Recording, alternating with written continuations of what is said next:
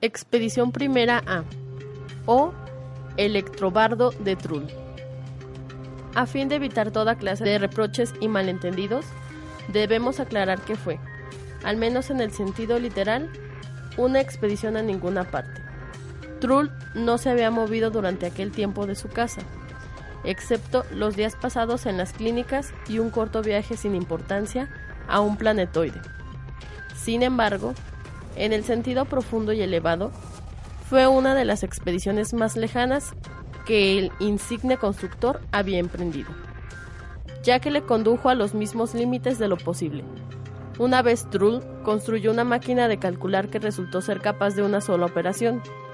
Multiplicaba únicamente 2 por 2, dando, encima, un resultado falso. La máquina era, empero, muy ambiciosa y su disputa con su propio constructor casi termina trágicamente. Desde entonces, Clapaucio le amargaba la vida a Trull con sus pullas y poemas. A este objeto Trull reunió 820 toneladas de literatura cibernética y 12,000 toneladas de poesía, y se puso a estudiar. Cuando ya no podía aguantar más la cibernética, pasaba a la lírica y viceversa. Al cabo de un tiempo, se convenció de que la construcción de la máquina era una pura bagatela, al lado de su programación. El programa que tiene en la cabeza un poeta corriente está creado por la civilización en cuyo medio ha nacido, la cual, a su vez, ha sido preparada por la que le precedió. Esta última, por otra parte, más temprana todavía, y así, hasta los mismos comienzos del universo, cuando las informaciones relativas al futuro poeta daban vuelta todavía caóticas en el núcleo de la primera nebulosa. Para programar la máquina hacía falta, pues, volver a repetir antes, si no todo el cosmos desde el principio, por lo menos una buena parte de él. La magnitud de la tarea hubiera hecho renunciar al proyecto a cualquier persona que no fuera Trull, pero al valiente constructor ni se le ocurrió batirse en retirada. Lo primero que hizo fue inventar una máquina que modelaba el caos y en la cual el espíritu eléctrico sobrevolaba las eléctricas aguas. Luego añadió el parámetro de la luz, luego el de las nebulosas, acercándose así paso a paso a la primera época glacial, lo que solo fue posible gracias a que su máquina modelaba, durante una quintomillardésima fracción de segundo, 100 septillones de acontecimientos en 400 octillones de lugares a la vez. Si alguien supone que Trull se equivocó en alguna cifra, puede comprobar personalmente todos los cálculos. Iba Trull modelando los inicios de la civilización, el tallado del sílex y el curtido de pieles, sauros y diluvios, el cuadrapedismo y el rabismo. Luego hizo al prerrostro pálido, que dio origen al rostro pálido, inventor de la primera máquina, y así se desarrollaba la obra por eones y milenios en medio del susurro de torbellinos y corrientes eléctricas. Cuando en la máquina modeladora escaseaba espacio para la época siguiente, Trull le fabricaba un nuevo compartimiento. De estos adminículos se creó una especie de pueblo con cables y lámparas tan enmarañados que ni el mismo diablo los podía ordenar. Sin embargo, Trull salía del paso y solo 2 veces tuvo que repetir lo mismo una vez. Por desgracia, fue obligado a volver casi al principio, porque le salió que Abel mató a Caín y no Caín a Abel, por culpa de un cortocircuito de la línea que se había quemado. La segunda vez bastó con retroceder 300 millones de años solamente, hasta el Mesozoico medio, ya que en vez del primer pez que dio origen al primer saurio, que dio origen al primer mamífero, que dio origen al primer mono, que dio origen al primer rostro pálido, pasó una cosa incomprensible. Salió que en lugar del rostro pálido le salió a Trull el postre cocido. Según parece, una mosca se metió en la máquina, dando un golpe al interruptor operacional superconductor, Fuera de eso, todo iba como una seda. Fueron modelados el medioevo y la antigüedad y los tiempos de las grandes revoluciones, de modo que en ciertos momentos toda la máquina temblaba y había que rociarla con agua y envolverla en trapos mojados para que no estallaran las lámparas que modelaban los más importantes progresos de la civilización. Esa clase de progreso, sobre todo, reproducido con tanta rapidez, por poco destroza todas las piezas delicadas. Hacia finales del siglo XX, la máquina cogió primero una vibración diagonal y luego un temblor. Luego un temblor longitudinal, sin ninguna causa aparente. Trull se preocupó mucho y hasta preparó una cantidad de cemento y grapas de hierro para salvarla en caso de que se derrumbara. Afortunadamente, no hubo que recurrir a medios tan extremos. Tras pasar por el siglo XX, la máquina recuperó su marcha normal. Después de esto vinieron las sucesivas civilizaciones, cada una de 50.000 años de duración, de seres perfectamente racionales, antepasados del mismo Trull.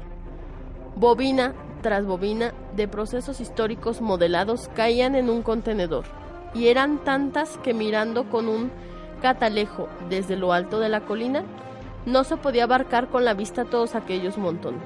Y pensar que todo esto era para fabricar un poetastro cualquiera. Por más bueno que fuera, esos son los resultados del exceso del celo científico. Finalmente los programas quedaron listos. Solo faltaba escoger lo más esencial de ellos, ya que, en caso contrario, el aprendizaje del electropoeta hubiera costado muchos millones de años.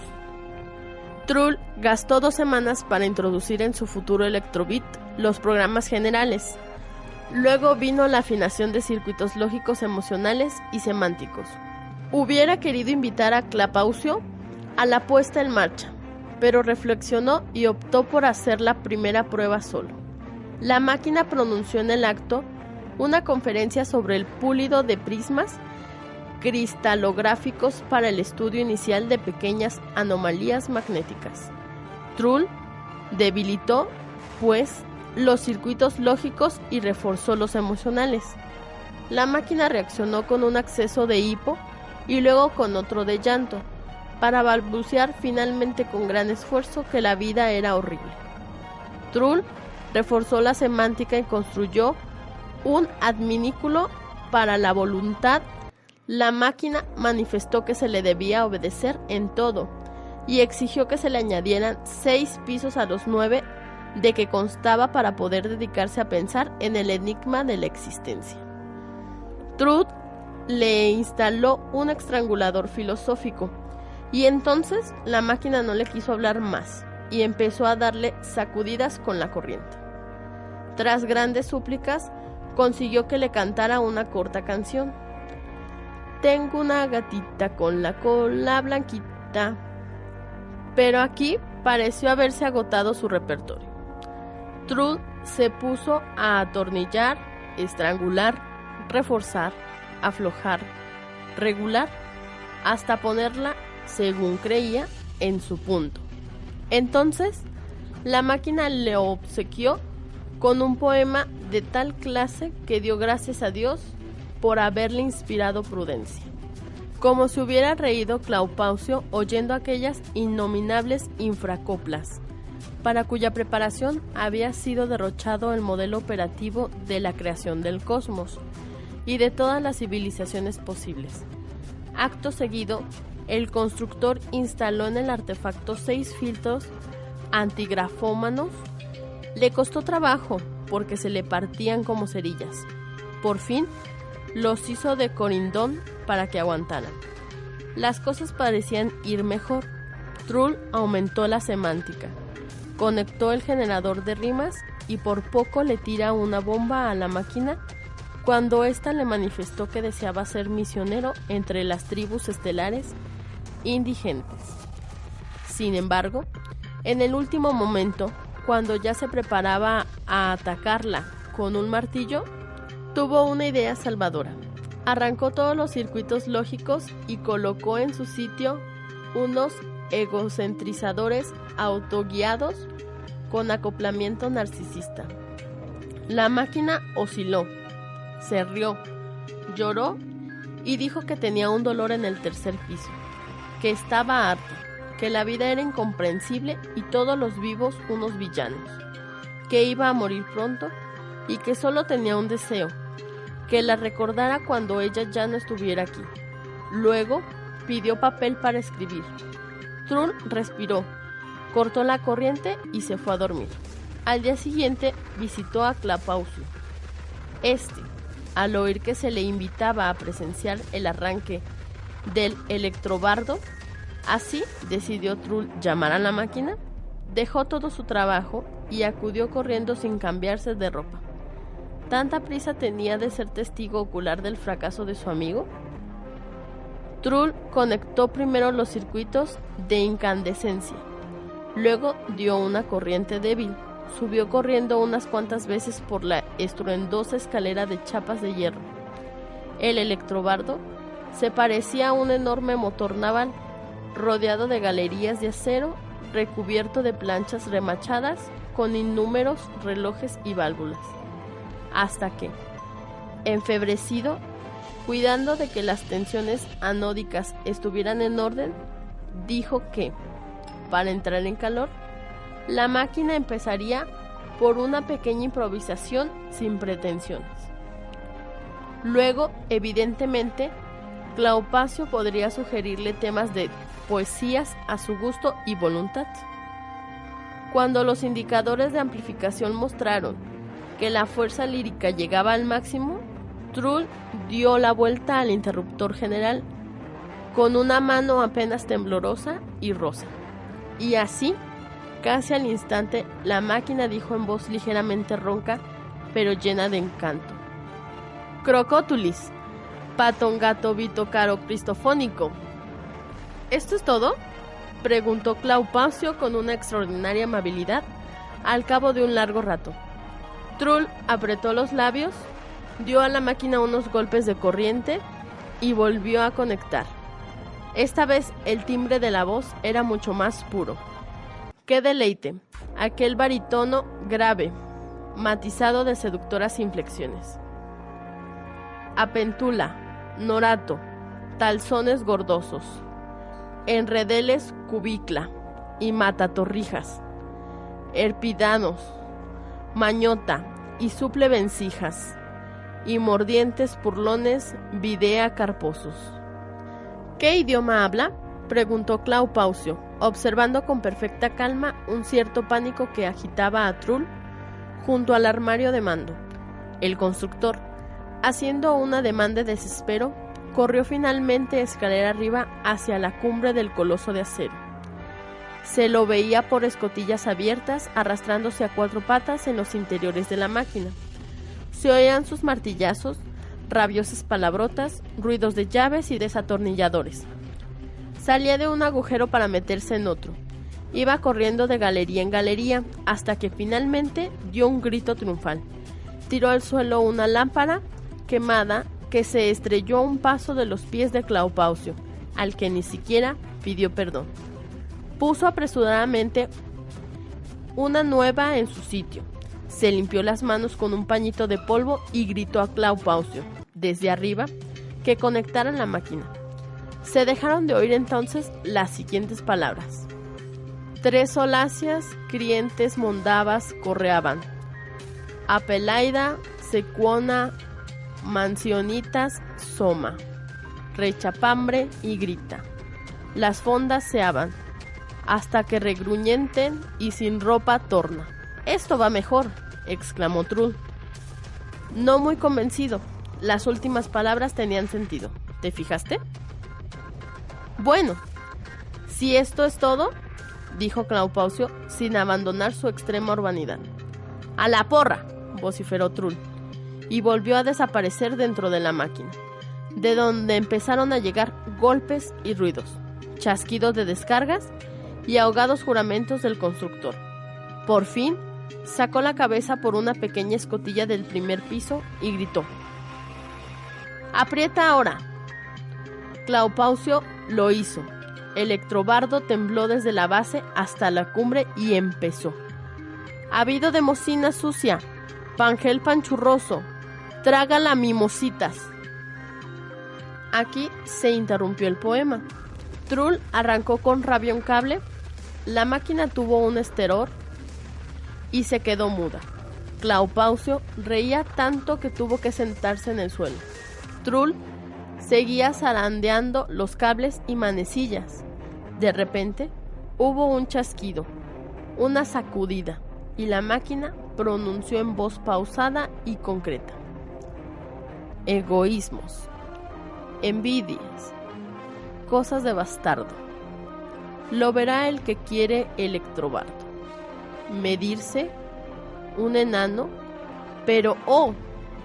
Claupacio, yo, grandioso poeta, pronto te desahucio. ¡Vaya! No me digas. Un epigrama, muy oportuno, exclamaba Trull, girando sobre sí mismo cada vez más abajo, ya que estaba bajando a la carrera por una estrecha escalerilla de caracol, hasta que, saltando afuera, casi chocó con su colega, que había cesado de reír un tanto sorprendido. Es malísimo, dijo enseguida Claupacio. Además, no es él, sino tú. ¿Yo qué? Lo has compuesto tú de antemano. Lo reconozco por el primitivismo, la malicia sin vigor y la pobreza de rimas. ¿Eso crees? Muy bien.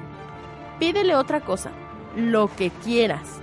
¿Por qué no dices nada? ¿Tienes miedo? No tengo ningún miedo.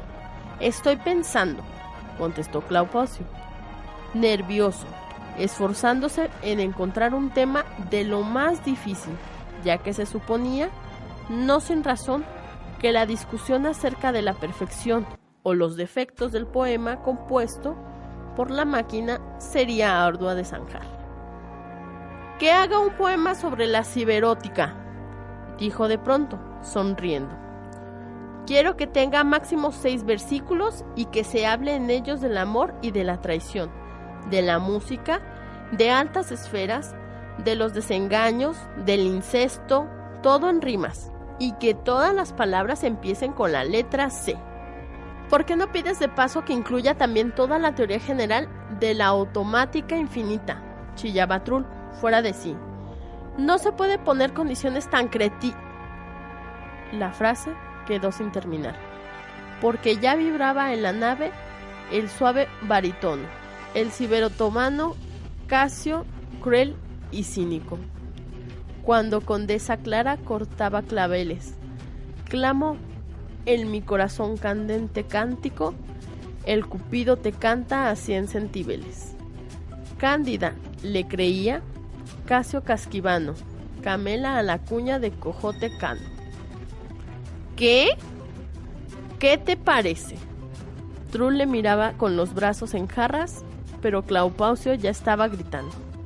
Ahora con la G, un cuarteto sobre un ser que era al mismo tiempo una máquina pensante e irreflexiva, violenta y cruel, que tenía 16 concubinas, alas, 4 cofres pintados y en cada uno 1000 monedas de oro, con el perfil del emperador Murdebrod, 2 palacios y que llenaba su vida con asesinatos. Y Golestano Garboso gastaba gonela. Empezó a recitar la máquina, pero Trull saltó hacia la consola, pulsó el interruptor y protegiéndolo con su cuerpo, dijo con voz ahogada: Se acabaron las bromas tontas. No permitiré que se malogre un gran talento. O encargas poemas decentes o se levanta la sesión. ¿Qué pasa? ¿No son versos decentes?, quiso discutir Claupacio. No, son unos rompecabezas, unos trabalenguas. No he construido la máquina para que resolviera crucigramas idiotas. Lo que tú le pides son malabarismos y no el gran arte. Dale un tema serio, aunque sea difícil. Claupacio pensó mucho, hasta que de pronto frunció el ceño y dijo: De acuerdo, que hable del amor y de la muerte, pero expresándose en términos de matemáticas superiores, sobre todo los del álgebra de tensores. Puede entrar también la topología superior y el análisis. Que el poema sea fuerte en erótica, incluso atrevido, y que todo pase en las esferas cibernéticas. ¿Estás loco? ¿Sobre el amor en el lenguaje matemático? No. Verdaderamente deberías cuidarte, dijo Trull, pero se cayó enseguida. El electrobardo se puso a recitar. Un cibernata, joven potencia extremas, estudiaba y grupos unimodulares, de Siberias, en largas tardes estivales, sin vivir del amor grandes teoremas. Huye, huye, Laplace, que llegan mis días, tus versores, vectores que sorben mis noches. A mi contraimagen, los dulces reproches, oír de mi amante, oh alma querías. Yo temblores, estigmas, leyes simbólicas, mutaré en contactos y rayos hercianos, todos tan cascantes, tan archirrollanos, que serán nuestras vidas libres y únicas. Oh, clases transfinitas, oh, cuánta potentes, continuum infinito, presistema blanco, olvido a Cristófel, a Stokes, arranco de mi ser, solo quiero tus suaves mordientes. De escalas plurales, abismal esfera, enseña al esclavo de cuerpos primarios, contada en gradientes de soles terciarios. Oh, Siberias altiva, bimodal, entera. Desconoce deleites quien, a esta hora, en el espacio de Weyl y en el estudio topológico de Brouwer, no ve el preludio al análisis de curvas que Moebius ignora. Tú, de los sentimientos, caso comitante. ¿Cuánto debe amarte? Tan solo lo siente, quien con los parámetros alimenta su mente, y en nanosegundos sufre delirante. Como el punto base de la holometría, quitan coordenadas asíntonas 0. Así, el ciberneta último postrero sopló de vida, quita del amor porfía. Aquí terminaron las justas poéticas. Claupacio se marchó inmediatamente a casa, diciendo que no tardaría en volver con temas nuevos, pero no apareció más por allí, temiendo dar a Trull, a pesar suyo, otros motivos de orgullo. Aquel, por su parte, contaba que Claupacio se fugó, incapaz de esconder una violenta conmoción. En respuesta, su amigo afirmaba que desde la fabricación del electrobardo, a Trull se le subieron demasiado los humos a la cabeza. Al poco tiempo, la noticia de la existencia del bait eléctrico llegó a los poetas verdaderos, o sea, corrientes. Indignados y heridos en lo más profundo de su ser, decidieron ignorar la máquina, pero la curiosidad empujó a unos cuantos a hacer una visita secreta al electrobardo. Este los recibió amablemente en la sala llena de hojas escritas, ya que su producción artística no se interrumpía ni de día ni de noche. Los poetas permanecían a la vanguardia literaria. En cambio, el electrobardo creaba en el estilo tradicional, puesto que Trull, no demasiado ducho en poesía, basó los programas inspiradores en las obras de los clásicos. Los visitantes se rieron, pues, tanto del electrobardo, que por poco le estallaban los cátodos, y se marcharon triunfantes. Sin embargo, la máquina estaba equipada para la autoprogramación y contaba con un circuito especial de intensificación ambicional, con interceptores de 6 kiloamperios, así que pronto la situación cambió totalmente. Desde entonces, los poemas eran obscuros, incomprensibles, turpistas, mágicos y tan conmovedores que nadie comprendía una palabra, de modo que, cuando el siguiente grupo de poetas acudió para reírse de la máquina, ésta les cestó una improvisación tan moderna que se les cortó el aliento. El siguiente poema provocó un grave colapso de un autor maduro, que tenía 2 premios nacionales y una estatua en el parque municipal. Desde aquel día no hubo poeta que resistiera al suicida antojo de retar al electrobardo a un torneo literario. Los autores venían de todas partes, acarreando sacos y toneles llenos de manuscritos. El electrobardo dejaba declarar a cada uno lo suyo, cogía al vuelo el algoritmo de aquella poesía y basándose en él replicaba con unos versos mantenidos en el mismo espíritu, pero de 220 a 340 y 7 veces mejores. En corto periodo de tiempo llegó a tener tanta práctica que con 1 o 2 sonetos derribaba al más afamado de los Bates. Este fue el aspecto peor de las cosas, ya que resultaba que de esas luchas salían indemnes solo los grafomanos, que, como todos saben, no son capaces de apreciar la diferencia entre los versos buenos y malos. Se marchaban, pues, impunes. Solamente uno de ellos se rompió una vez una pierna, tropezando en la puerta con un gran poema épico de electrobardo, completamente nuevo, que empezaba con las siguientes palabras: Oh, noche tenebrosa, noche de misterios, una huella tangible pero no certera, y el viento cálido y tus ojos serios, y los pasos del que desesperaba.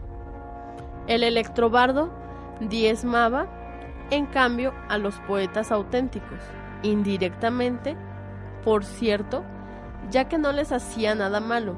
No obstante, primero un lírico de edad provecta y luego 2 vanguardistas se suicidaron saltando de un alto peñasco que por un fatal concurso de circunstancias se erigía junto al camino entre la casa de Trull y la estación de ferrocarriles.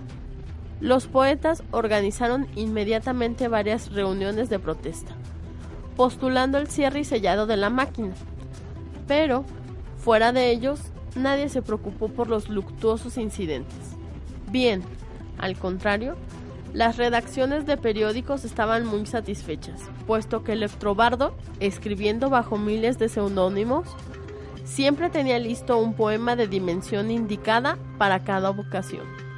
Su poesía, circunstancial, tenía tal calidad que los ciudadanos agotaban en unos momentos tirajes enteros. En las calles se veían rostros de expresión embelesada y soñadoras sonrisas, y se oían gente sollozando quedamente. Todo el mundo conocía los poemas de Electrobardo. El ambiente ciudadano estaba saturado de preciosas rimas, y de las naturalezas particularmente sensibles, alcanzadas por una metáfora o una asonancia especialmente lograda. Incluso se desmayaban de impresión. El gigante de inspiración estaba preparado para estos trances, produciendo al acto una cantidad correspondiente de sonetos vivificadores. Al mismo Trull, su obra le acarreó serios problemas. Los clásicos, en su mayoría ancianos, no le perjudicaron mucho, si no se toma en cuenta las piedras con las que se rompía sistemáticamente los vidrios, así como unas ciertas sustancias, imposibles de nombrar aquí, que tiraban sobre las paredes de su casa. Los jóvenes hacían cosas peores. Un poeta de la nueva ola, cuyos versos se distinguían por tanta fuerza lírica, como él mismo por la física, le propinó una tremenda paliza. Mientras Trull recobraba la salud en el hospital, los incidentes se multiplicaban. No había día sin un nuevo suicidio o entierro. Ante la puerta del hospital se paseaban unos piquetes. Incluso se oían tiroteos, ya que muchos poetas, en vez de manuscritos, traían en sus carteras unas pistolas para disparar contra el electrobardo. A pesar de que las balas no podían nada contra su cuerpo de acero, de vuelta a casa, Trull, desesperado y enfermo, tomó una noche la decisión de desmontar con sus propias manos al genio que había creado. Sin embargo, cuando se acercó, cojeando un poco, a la máquina, esta, viendo unas tenazas en su mano y el brillo de desesperación en sus ojos, estalló en un lirismo tan apasionado, suplicando gracia, que Trull desechó en lágrimas tiró las herramientas y salió de allí abriéndose paso a través de la reciente producción del electrogenio, cuya susurrante alfombra cubría el suelo de la sala a la mitad de la altura de un hombro. Sin embargo, cuando al mes siguiente vino el recibo de la electricidad consumida por la máquina, Trull por poco sufre un colapso. Le hubiese gustado consultar el caso con su amigo Claupausio, pero este desapareció, como si se le hubiera tragado la tierra. A falta de quien le aconsejara, una noche Trull cortó la corriente a la máquina, la desmontó, la cargó en una nave espacial, la desembarcó en un pequeño planetoide, donde la volvió a montar y le dio, como fuente de energía creadora, una pila atómica. Volvió luego a escondidas a casa, pero la historia no terminó aquí. El electrobardo, privado de la posibilidad de publicar su obra impresa, empezó a emitirla en todas las longitudes de ondas radiofónicas, sumiendo a las tripulaciones y pasajeros de cohetes en estado de aturdimiento lírico. Las personas muy sensibles sufrían incluso graves crisis de embelesamiento, seguidas de accesos de postración. Una vez descubiertas las causas del fenómeno, la jefatura de navegación dirigió a Trull la orden oficial de liquidar inmediatamente el aparato de su propiedad, que perturbaba líricamente el orden público y perjudicaba la salud de sus pasajeros. Lo único que hizo Trull fue esconderse. Entonces, las autoridades enviaron al planetoide unos técnicos que debían sellar el tubo de escape poético del electrobardo. Pero este les dejó tan maravillados improvisando 2 o 3 romances que se marcharon sin cumplir la tarea. El alto mando confió aquella misión a unos operarios sordos, lo que tampoco resolvió nada, ya que el electrobardo les transmitió la información lírica por señas. Así las cosas, la gente empezó a hablar públicamente de la necesidad de una expedición punitiva o de bombardeo para eliminar al electropoeta. Justo en aquel momento lo adquirió un monarca de un sistema estelar vecino y lo anexionó junto con el planetoide a su reino. Trull pudo salir por fin de su escondrijo y volver a la vida normal. Bien, es verdad que de vez en cuando se veían en el horizonte sur explosiones de estrellas supernovas, como ni los más ancianos recordaban en toda su vida. Se rumoreaba con insistencia que el fenómeno tenía algo que ver con la poesía. Según pareció, aquel monarca, cediendo a un extraño capricho, ordenó a sus astroingenieros conectar al electrobardo con una constelación de colosos blancos, y como resultado cada estrofa de poema se transformaba en unas gigantescas protuberancias de los soles, de modo que el mayor poeta del cosmos transmitía su obra por pulsaciones de fuego a todos los infinitos espacios galácticos a la vez.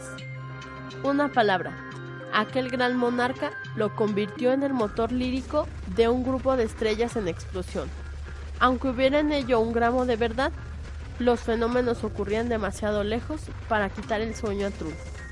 El insigne constructor había jurado por todo lo más sagrado no volver nunca más al modelado cibernético de procesos creadores.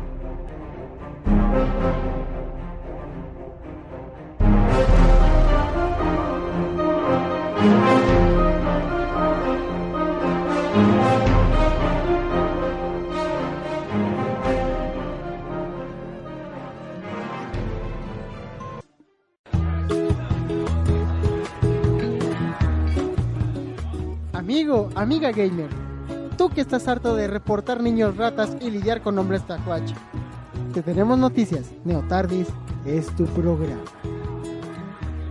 Todos los viernes de 8 a 9, solo a través de la exquisita Ignorancia Radio.